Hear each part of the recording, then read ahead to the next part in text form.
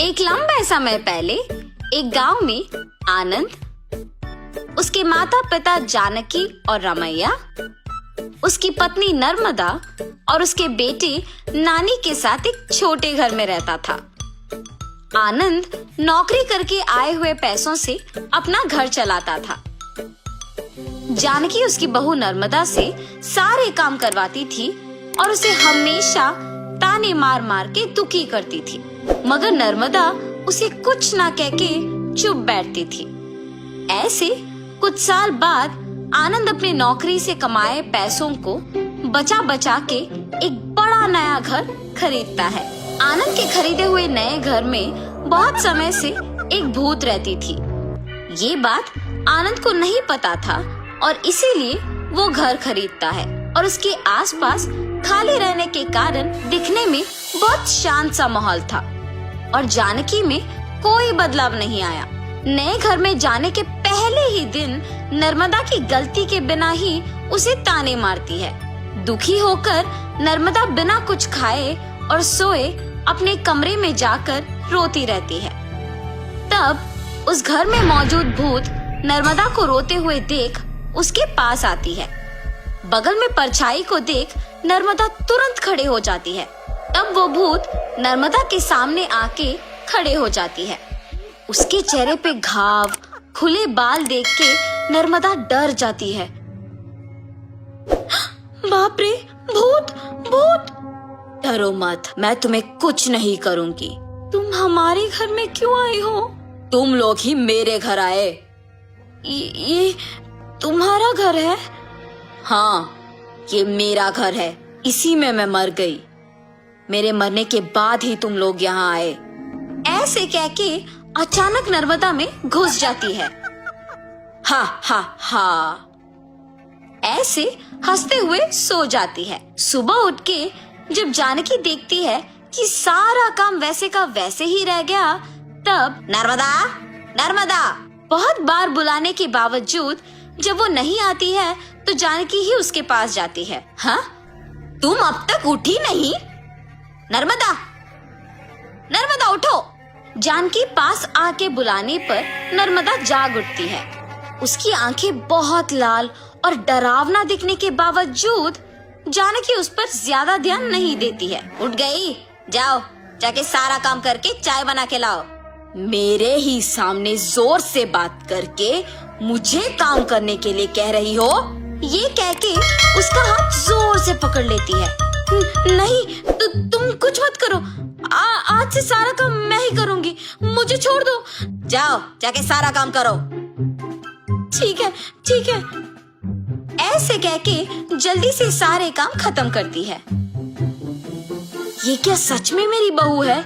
इसके मुंह से कभी एक लफ्ज भी नहीं निकला और आज ये मुझसे सारा काम करवा रही है।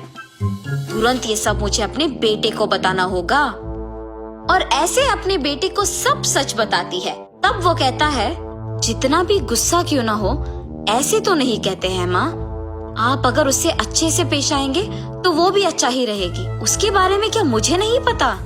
उसके बेटे का ऐसे बात करने पर जानकी कुछ नहीं कहती है और अपनी बहू से डरने के कारण वो सारे काम खुद ही करती है। नर्मदा, नए घर खरीदने की खुशी में मैं अपने कुछ दोस्तों को घर बुला रहा हूँ। सारी चीजों का तुम्हें ही ध्यान रखना होगा। ऐसे बोल के चला जाता है। नर्मदा कुछ बात किए बिना खड़े रहती है। उसके बगल में खड़े जानकी के पास जाके वो कहती है, तुम्हारे बेटे की बातें सुनी है ना तुमने? सारी तैयारी तुम्हें ही करना होगा। ऐसे जोर से कहती है। अगले दिन आनंद दोपहर को अपने दोस्तों को घर ले आता है। नर्मदा, तुमने सारी तैयारी कर ली ना? हाँ जी। और ऐसे सबको खाना परोसती है और सभी हंसते हुए बातें करते रहते हैं। सभी व्यंजन स्वादिष्ट है भाभी जी। हाँ, मेरी पत्नी के हाथों में जादू है। आनंद, तुम्हारा घर भी बहुत खूबसूरत है यार। चारों ओर खाली और शांत है। इस घर को देखते ही पसंद आ गया मुझे, इसीलिए इसे बचाए हुए सारे पैसों से खरीदा हूँ। अब इस घर का मालिक मैं हूँ। ऐसे आनंद कहता है। ये सुनते ही नर्मदा तुरंत भूत बनके अजीब आवाजें बनाती है। उसका सिर नीचे झुका रहता है और अजीब आवाजें आने के कारण सभी उसी को देखते हैं। नर्मदा, क्या हुआ तुम्हें? नर्मदा अचानक अपना सिर ऊपर करती है और क्या इस घर का मालिक तुम हो? मैं हूँ इस घर की मालकिन। ऐसे उसे घूरने पर आनंद अचानक हवा में ऊपर उड़ने लगता है। नहीं, ये तुम्हारा ही घर है, मुझे छोड़ दो। ऐसे कहने पर आनंद को नीचे छोड़ देती है। ये सब देख के घर के सारे मेहमान भूत भूत कह के वहाँ से भाग जाते हैं। नर्मदा जैसे उसे कुछ पता नहीं है अपने कमरे में जाके सो जाती है। आनंद, कम से कम अब मेरी बातों का यकीन करोगे तुम? तुम्हारी पत्नी में भूत घुसी है, भूत। देखो आज उसने क्या कर दिया।